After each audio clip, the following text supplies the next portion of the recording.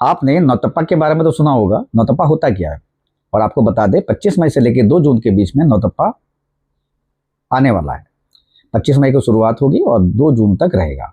और नौतप्पा में होता क्या, नौतप्पा में होता है कि गर्मी अपने चरम स्तर पर होती है, हीट वेव्स चलती हैं, गर्मी के कारण बहुत सारी दिक्कतें आती हैं।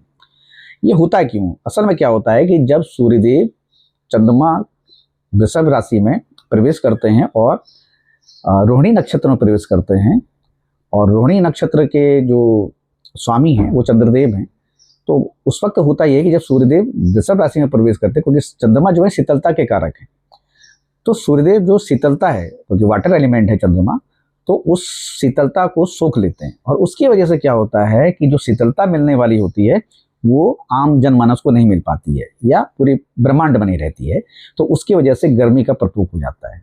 तो ज्योतिषी आधार पर नौतप्पा का ये असर होता है।